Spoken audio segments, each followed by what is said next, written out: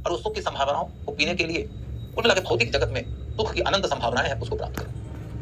ध्यान देने लायक बात यह है कि जबकि भौतिक जगत में सुख है के विचार को उपनिषद ने खारिज किया, बुद्धिज्म ने खारिज किया, जैनिज्म ने खारिज किया, और उपनिषद खारिज करेगा तो फिर आगे चलकर महाकाव्य, वो पुराण, उन सब में खारिज किया गया।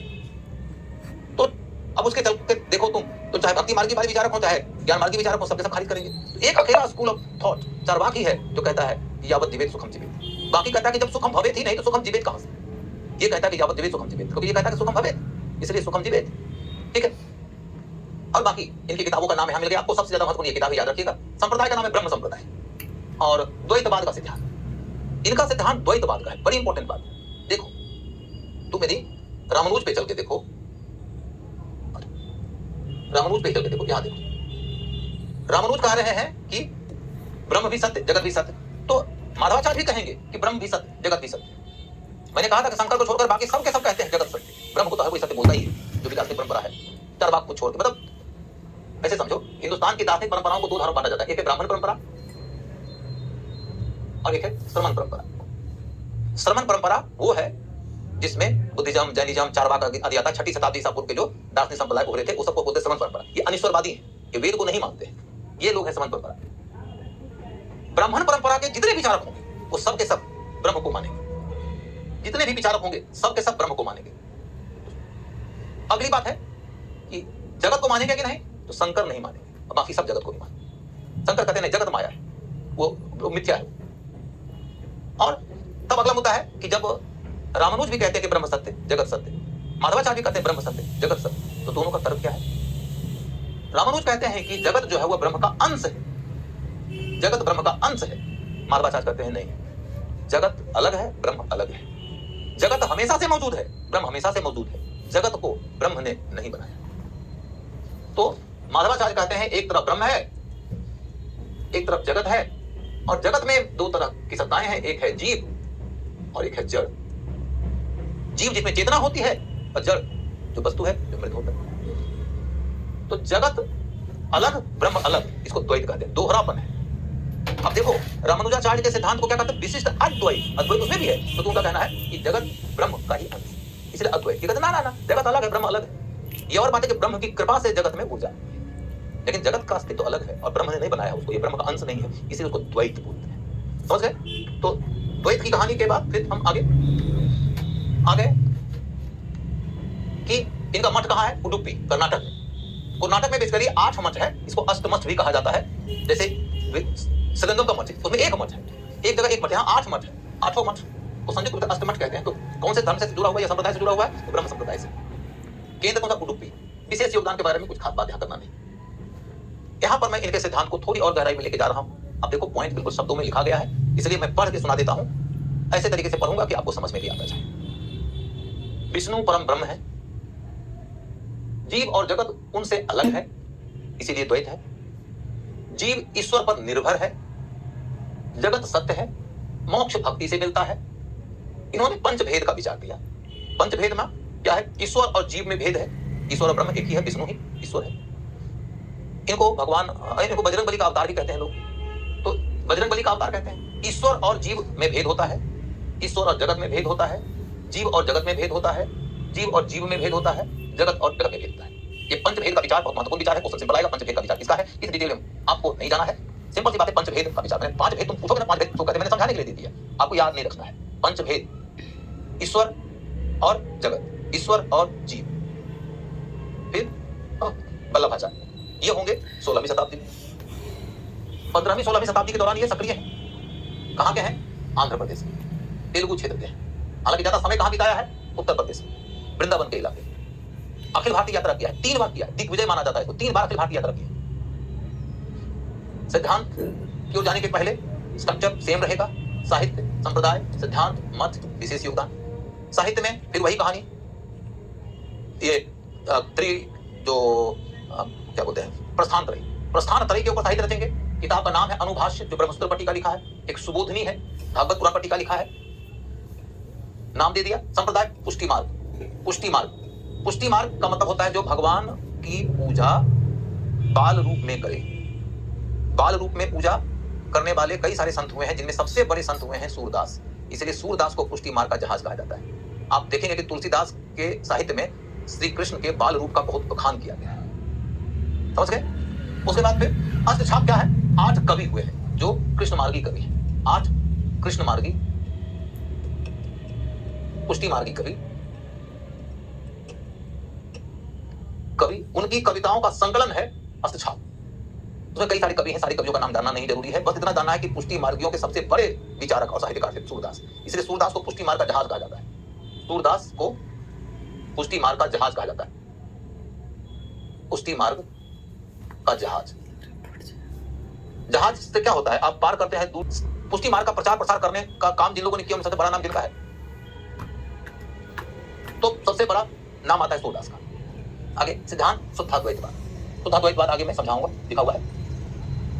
इनके मठ की बात करो तो इनका कोई एक मठ नहीं है। इनके मठ की जगह पर इनका 84 बैठक है। 84 बैठक, 84 जगह पर इनके केंद्र है, इसको 84 बैठक बोलते हैं। सिंपल तुमसे पूछा जा सकता है 84 बैठक का संबंध किससे है? तो नंबर 1 शंकराचार्य से, नंबर 2 रामानुजाचार्य से, नंबर 3 माधवाचार्य से, नंबर 4 वल्लभाचार्य से, या फिर उनके संप्रदाय का नाम दे देगा, दशनामी संप्रदाय, तो श्री वैष्णव संप्रदाय, तो ब्रह्म संप्रदाय, तो पुष्टि मार्ग। तो आपको समझना है कि पुष्टि मार्ग से जुड़ा हुआ है 84 बैठक। श्रीनाथ जी की पूजा विशेष तौर पर की जाती है। श्रीनाथ जी, नाथ द्वारा राजस्थान में श्रीनाथ जी की पूजा होती है। नाथ द्वारा राजस्थान में श्रीनाथ जी की पूजा होती है। इसको इसलिए भी याद रखिएगा कि आगे चलकर देखोगे एक पेंटिंग की शैली है पिछुवई। पिछुवई के अंतर्गत श्रीनाथ जी की ही पेंटिंग, श्रीनाथ जी की पेंटिंग की जाती है सबसे ज्यादा। पिछुवई राजस्थान के नाथ द्वारा की एक पेंटिंग की परंपरा है पिछुवई,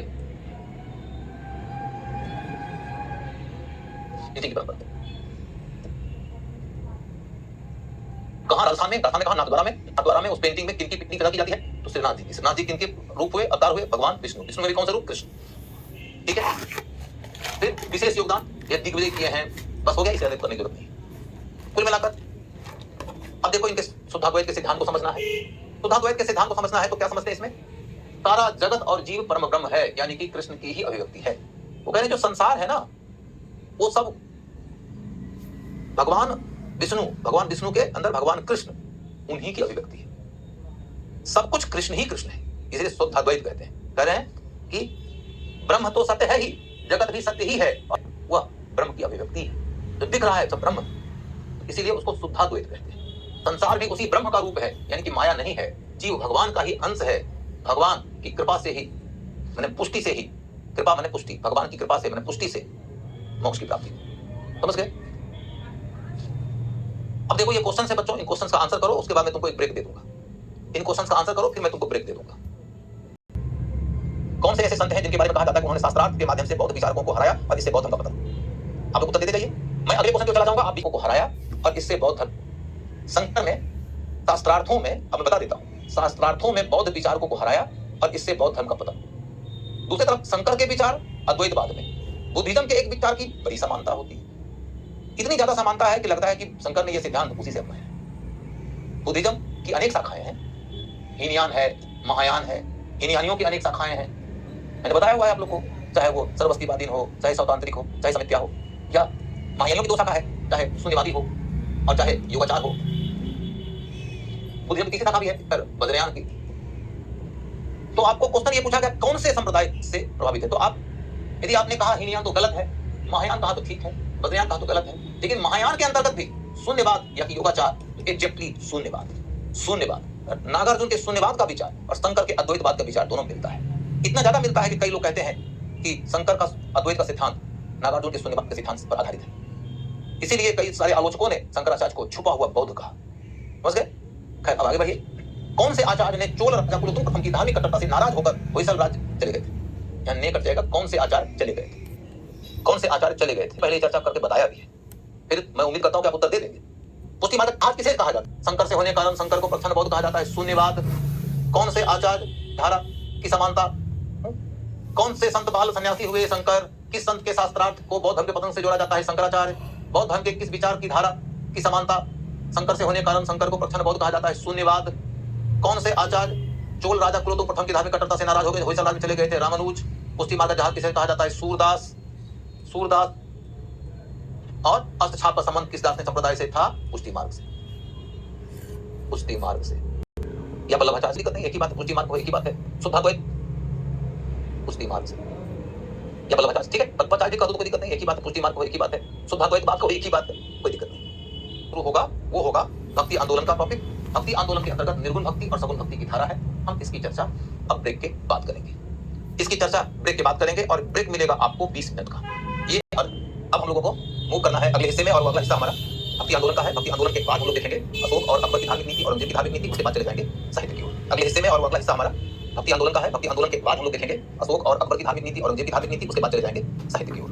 तो हम एक बात देखते हैं कि अभी जो हम लोग पढ़ने जा रहे हैं, चाहे भक्ति आंदोलन पर है, चाहे सूफी आंदोलन पर है, ये सब में आंदोलन धर्म का तो चल ही रहा है, साथ में साहित्य भी चल रहा है। तो साहित्य और धर्म एक दूसरे से संयुक्त है। इसके बाद के हिस्से में जब हम जाएंगे तो सिर्फ साहित्य रह जाएगा, तब धर्म की चर्चा हम नहीं करेंगे। ठीक है, तो देखो बच्चों, अभी हमारे सामने चर्चा की लाइन जो बात आ रही है वो है भक्ति आंदोलन की। भक्ति आंदोलन की, और जब तुम भक्ति आंदोलन की बात करते हो तो तुम्हारे सामने में पीछे वाली बात थी, एक मिनट में रिपीट कर देता हूं कि भक्ति माने भगवान के प्रति आस्था, समर्पण, और आंदोलन का मतलब है भगवान के रास्ते हम समाज को आदर्श पेश करते हैं और समाज को इसी रास्ते हम बदलना चाहते हैं। और इसके लिए हम साहित्य रचते हैं ताकि हमारे साहित्य से समाज को बेहतर आदर्श मिले, चाहे राम के रास्ते, चाहे कृष्ण के रास्ते, चाहे शिव के रास्ते, चाहे अन्य देवी देवताओं के रास्ते। फिर हम जब देखें कि तमिल भक्ति आंदोलन के बाद जो अभी का भक्ति आंदोलन है, उसके अंतर्गत आपको दो धाराएं मिलेंगी। भक्ति आंदोलन की एक धारा को बोलते हैं निर्गुण भक्ति और दूसरे को बोलते हैं सगुण भक्ति। सगुण भक्ति, निर्गुण भक्ति और दूसरे को बोलते हैं सगुण भक्ति। पहला क्वेश्चन जो तुमसे पूछा जा सकता है वो है निर्गुण और सगुण के बीच का अंतर क्या है। निर्गुण भक्ति का मतलब वो भक्ति जिसमें भगवान का नाम है लेकिन भगवान का रूप और गुण का बखान नहीं होता है। नाम रहेगा, निर्गुण भक्ति संतों में कबीर का नाम सबसे ऊपर आ जाता है, नानक का नाम आ जाता है, तो ये लोग भगवान का नाम लेते हैं, राम बोलते हैं, लेकिन उनके राम का रूप नहीं होगा, उनके राम का गुण नहीं बताया जाएगा, राम अवतार वगैरह लेंगे वगैरह वगैरह, तो रूप नहीं होगा, गुण नहीं होगा। इसीलिए इनके यहाँ भगवान की मूर्ति नहीं बनेगी, मूर्ति नहीं बनेगी। ये मूर्ति पूजा विरोधी है, मूर्ति पूजा विरोधी है। जब कहते हैं कि भगवान निराकार है, रूप नहीं है तो निराकार है, इनका भगवान निराकार। जब निराकार है तो फिर तो किसी मूर्ति बनाते हो जिसकी पूजा करते हो। इसीलिए कबीरदास कह रहे हैं क्या, वाहन पूजे हरि मिले तो मैं पूजूं बाहर, करते यह चक्की भली कूद खाए संसार। पत्थर को पूजने से हरि की प्राप्ति होती तो मेरे पर पहाड़ ही पूज देता। अरे इस मूर्ति से ज्यादा अच्छी वो चक्की का पत्थर है जिसके सहयोग से लोग दाने कूद कर अनाज खा लेता है। तो कुल मिलाकर वो कह रहे हैं कि मूर्ति पूजा इसलिए गलत है क्योंकि भगवान का कोई निश्चित रूपाकार है नहीं, निराकार है, तो मूर्ति पूजते किसकी? ये तुम्हारी गलतफहमी है कि तुम भगवान पूजते हो, तुम पत्थर पूजते हो। फिर देखोगे कि ये लोग मूर्ति नहीं पूजेंगे, मंदिर भी नहीं बनाएंगे, मूर्ति नहीं तो मंदिर भी नहीं। इसके अलावा ये कर्मकांड नहीं करते, कर्मकांड नहीं करेंगे। कर्मकांड नहीं का मतलब हो गया कि ये कोई यज्ञ वगैरह नहीं करेंगे, यहां तक ये तीर्थ यात्रा नहीं करते, तीर्थ यात्रा नहीं करते।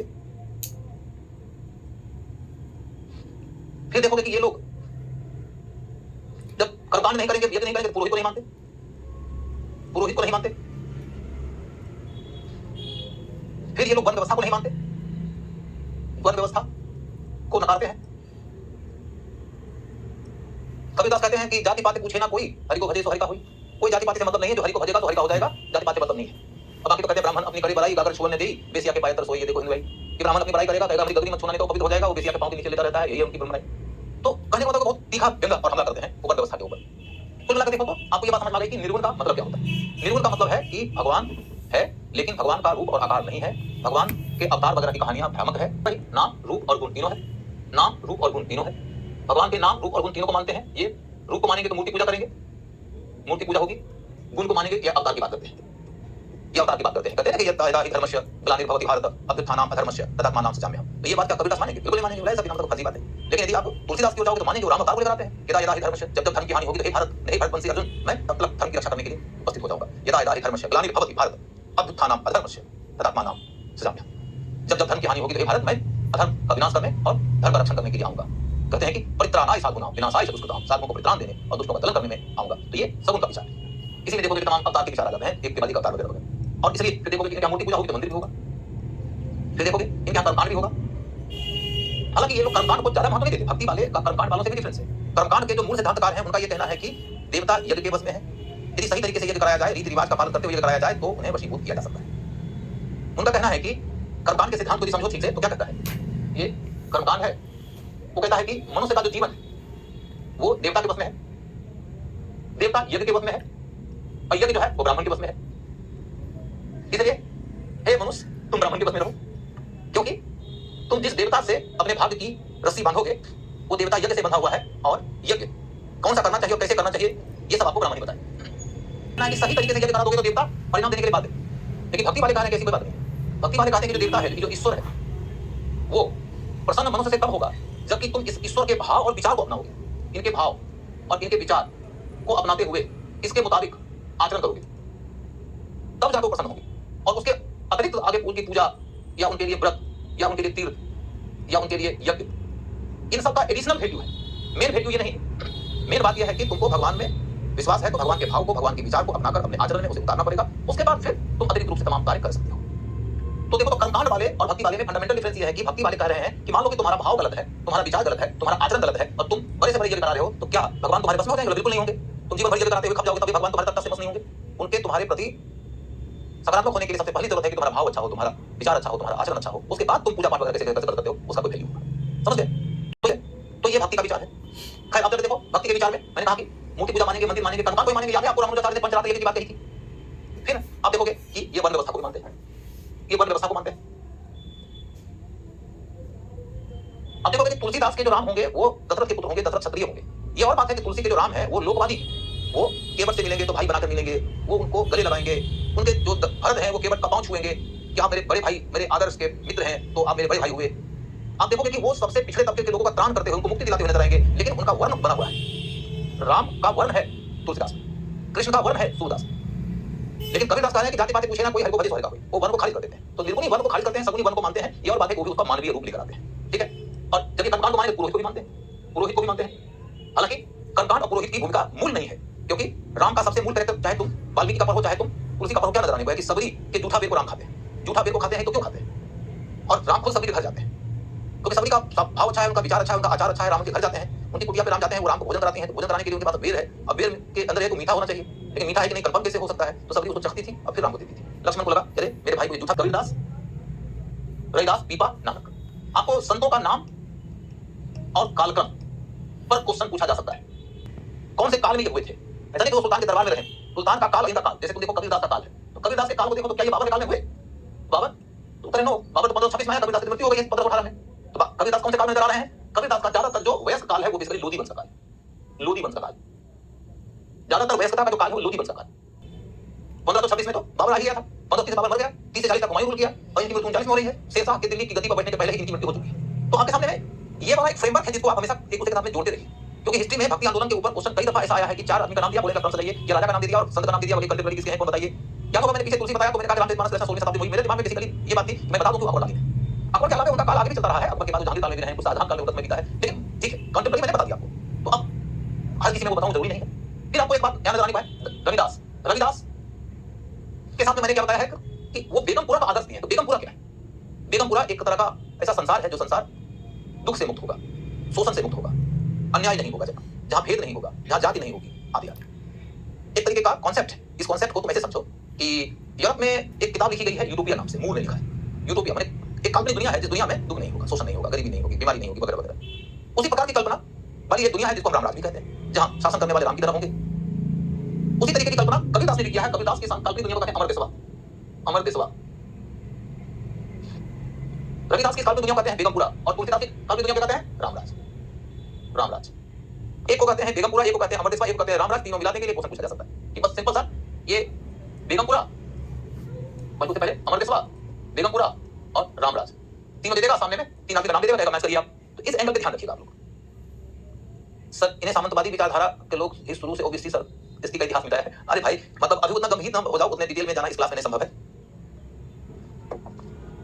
अभी तो बस इस पे ध्यान रखो क्वेश्चन कैसे आएगा, उतने डिटेल में चले जाओगे तो यहां पर ध्यान बिखर जाएगा। खैर अब देखो मैं एक छोटा सा एक और संत का नाम बताता हूं। एक संत और है दादू, ये भी निर्गुण संत ही है। दादू ने एक आंदोलन चलाया, निपक आंदोलन करते हैं। निपक आंदोलन, निपक आंदोलन। निपक का मतलब क्या है? निपक को मतलब निष्पक्ष। वो कह रहे हैं कि दर्शन के जो 6 संप्रदाय इंडिया में है और ऊपर से बुद्धिज्म देने जमा 9 दर्शन है। दर्शन के कुल 9 संप्रदाय हैं। उन 9 संप्रदायों में से किसी को भी फॉलो नहीं करना चाहिए, उनसे अलग स्वतंत्र विचार का विकास किया इन्होंने, इसीलिए इनके आंदोलन को निपक कहते हैं, निष्पक्ष कहते हैं। तो दादू दयाल का निपक आंदोलन ये बड़ी महत्वपूर्ण है। इसके बाद फिर आप देखोगे कि सिंपल सी बात आपके सामने आ जाती है कि संत और संप्रदाय, संत और काल, संत और साहित्य। तो तुम संत में कबीरदास रखो, चाहे दादू दयाल रखो, चाहे रविदास रखो, चाहे तुम पीपा रखो, चाहे तुम गुरु नानक रखो, उन सब के बारे में कौन सा संप्रदाय? तो भैया एक तो सिंपल है, सबके सब निर्गुणी है। काल मैंने बता रखा, साहित्य सबका साहित्य तो आपको याद है, और यहाँ पर लिख दे रखा है बीजक साहित्य याद रखिएगा, और नानक का साहित्य याद रखिएगा। कबीर और नानक का साहित्य सबसे याद रखने का है, लेकिन उधर नहीं जाना है।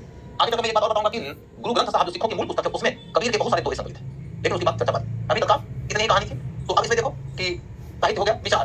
तो निर्गुण संतों के विचार मोटे तौर पे एक ही जैसे हैं। ऑलरेडी मैंने बता दिया सामाजिक विचार क्या है, धार्मिक विचार क्या है वगैरह वगैरह, तो अलग से पढ़ने की जरूरत आपको पड़ेगी नहीं, उतने डिटेल में आपसे एक्सपेक्ट नहीं किया जाता। फिर कौन से राजा के काल में कौन हुए ये मैंने ऑलरेडी समझा दिया आपको। का संबंध या संपर्क किस संत से था, कौन से संत हैं जिनको कि मीराबाई ने कहा कि आप मेरे गुरु हैं। नहीं चैट में लिखे जा रहा है द्रोणाचार्य एक्स है, वाई है, जेड, एग्जाम पास कर लो, तुम आईएएस बनोगे और सच्चे ही बनोगे। जो वेदकर जैसी शैली अपनाओ, चाहे तुम डॉक्टर अन्य छटपटाहट से परिपूर्ण मुक्त से ही, लेकिन शैली तुम विद्वानों वाली रखो, रचनात्मक व्यक्ति वाली रखो। समझ गए? बस इतनी बात है। के ही अंतर्गत लेके आता हूँ, ये तो कबीरदास की है, लगभग बता दिया। अब मैं आपके सामने में निर्गुण संतों के ही अंतर्गत लेके आता हूँ, ये तो कबीरदास की है, तो ठीक है। चलो कबीरदास के बारे में 3-4 लाइन एक्स्ट्रा बोल देता हूँ, 3-4 लाइन एक्स्ट्रा। एक तो कबीरदास के बारे में आपको सबसे पहली बात जो पढ़ना है वो ये कि निर्गुण थे, इसमें तो लिखी होगा, कोई दिक्कत नहीं है। वर्ण जाति को नहीं मानते थे, वर्ण जाति को नहीं मानते थे, ये तो हो गया। इसके बाद में फिर देखोगे कि ये प्रेम मार्ग को मानते थे, प्रेम मार्गी थे, प्रेम मार्गी थे, ज्ञान मार्गी थे। पर क्वेश्चन किए, मैंने उनकी आलोचना किया, उनके ऊपर उन्हें कटघरे में खड़ा कारण वस्त्र उद्योग में तेजी आ गई। और वस्त्र उद्योग में तेजी आ गई तो उससे वस्त्र उद्योग से जुड़ा हुआ जो समाज था, उससे जुड़ी हुई जाति थी, उसकी आर्थिक बेहतर हो गई। उसी में से एक जाति है जुलाहा थे, तो उनके शब्दकोश में वो भी दिखाई देगा। कताना काहे के भरनी कौन तार से बिनी चदरिया। इसके बाद फिर देखोगे ये योग और साधना से बहुत जुड़े हुए थे, तो उनके शब्दकोश में वो भी दिखाई देगा। योग कहते हैं इगला पिगला ताना भरनी सुषमन तार से बिनी चदरिया, ये चादर सुरनर मुनि ओढ़े ओढ़ के मैली किनी चदरिया, दास कबीर जतन से ओढ़े ज्यों के त्यों धर देनी चदरिया। तो कुल मिलाकर देखो तो आपको ये नजर आने को है कि कबीरदास के अंदर वो योग की साधना दिखाई देगी, जुलाहा वाला बैकग्राउंड दिखाई देगा। धर्मांधता को हमेशा खारिज करते हैं। एक तो मैंने कहा कि कहते हैं पान पूजे हरि मिले तो मैं पूजूं पहाड़, दूसरी तरफ कहते हैं कि काकर पाथर जोड़ के मस्जिद लियो चुनाए, ताकि मुल्ला बांग दे क्या बहरा हुआ खुदा है। ज्ञान की बातें तो कबीरदास में भरी पड़ी है, लेकिन प्रेम की बात आपको नजर आने को है। वो कहते हैं कि पोथी पढ़ जमुआ पंडित भयानक कोई, ढाई अक्षर प्रेम का पढ़े सो पंडित होए। या फिर कहते हैं कि हमन है इश्क मस्ताना, हमन को होशियारी क्या, रहे आजाद या जग में हमन दुनिया से यारी क्या। तो आपको कबीरदास में इश्क और प्रेम और ज्ञान के तत्वों की प्रधानता नजर आती है। पर व्यवस्था जाति व्यवस्था नहीं मानते हैं, मैंने बताया आपको। भगवान में तुम यदि आशा रखते हो तो भगवान के भाव को अपनाओ, विचार को अपनाओ। चींटी के पग नेवर बाजे वो भी साहब लगता, साहब ने ईश्वर। ये जब भगवान का नाम लेते कभी साहब बोल देते, कभी राम बोल देते, कभी रहीम बोल देते, कुछ भी बोल देते। इसलिए कबीरदास को भाषा का डिक्टेटर कहा गया है। डिक्टेटर खड़ी बोली में लिखते हैं, कोई भी भाषा के शब्द को यूज कर लेते हैं। तो कहते हैं कि अंदर तेरे कपट कतरनी दिन भर माला जपता है, चींटी के पग नेवर बाजे वो भी साहब लगता है। चींटी जब धरती पर चलती है तो उसके पांव से धरती के सीने पे जो स्पंदन पैदा होता है, साहब बने ईश्वर को भी सुनाई देता है। तुम्हारे अंदर जो तमाम कपट चल रहा है क्या ईश्वर को नहीं सुनाई देता है? ये तरह की बात करते हैं। अब देखो तो कबीर कहानी इतने रूपों में हुए थे। पीपा राजस्थान के राजपूत थे, और संत रविदास जो है इसीलिए देखो एक जाति है चर्मकार की, ट्रेडिशनली समाज में है उन्हें चमार बोला गया है। चमार क्योंकि वो चर्मकारी का काम करते थे। आगे तक हालांकि मैं इससे सहमत नहीं हूं, इससे सहमत क्यों नहीं हूं मैं, क्योंकि रविदास जी का एक विचार था। रविदास जी किसी एक जाति मात्र के तो नहीं थे ना। हो सकता है कि मैं रविदास जी की जाति से बिलोंग नहीं करता हूं, लेकिन उनके विचार को मानता हूं। हो सकता है कि कोई रविदास जी की जाति से बिलोंग करता हो, लेकिन उनके विचार को नहीं मानता हूं। अब तुम कल्पना करके देखो, ये निर्गुणी है, ये मूर्ति पूजा नहीं करते, और कोई आदमी मूर्ति पूजा करता है, मंदिर जाता है, तीर्थ यात्रा करता है, यज्ञ कराता है, वो चर्मकार जाति का, तो क्या वो रविदासी माना जाएगा? तो जरूरत इस बात की है कि वो चर्म से जुड़ा हुआ काम करता था, उसको चर्मकार कहा गया। चर्मकार का अपभ्रंश चमार हो गया, तो चमार शब्द को आदरणीय क्यों नहीं बनाते कि तुम उसको रविदासी कहोगे? रविदास जी का एक विचार है, उनके विचार को जो मानेगा वही रविदासी होगा, चाहे किसी भी जाति का हो। उनकी जाति का होकर भी हो सकता है रविदासी ना हो, उनकी जाति का ना होकर भी हो सकता है रविदासी। समझ गए? है ये बात हो गई। नानक देव की कहानी भी यही कहानी है बच्चों की, निर्गुणी है। जब निर्गुणी है तो निर्गुण की कहानी जब बता दिया तो सबके बारे में बता दिया, उसके बारे में डिटेल में जाएंगे नहीं। परंपरा आगे बढ़ी, कबीरदास भी गुरु थे, लेकिन कबीरदास की गुरु परंपरा उतनी संगठित नहीं है, इनकी गुरु परंपरा संगठित हो गई। तो संगठित हो जाने के कारण देखो तो निर्गुण संत और साहित्य के अंतर्गत सिख धर्म में गुरु ग्रंथ साहब का संकलन किसने किया? मैं आपको पहले एक मिनट सुना देता हूं, फिर दिखाऊंगा तो आपको ज्यादा समझ लगेगा। सुन लीजिए। सिखों के अंदर गुरु नानक देव पहले गुरु हुए, 10 गुरु कुल हुए हैं। 10 गुरुओं में सारे गुरुओं का नाम याद रखना जरूरी नहीं है, लेकिन आपको शुरुआती दौर के 3-4 गुरु और बाद के कम से कम 2-3 गुरु का नाम याद रखना होगा। पहले गुरु नानक देव हैं, फिर अंगद, गुरु तेग बहादुर यानी अपने पिता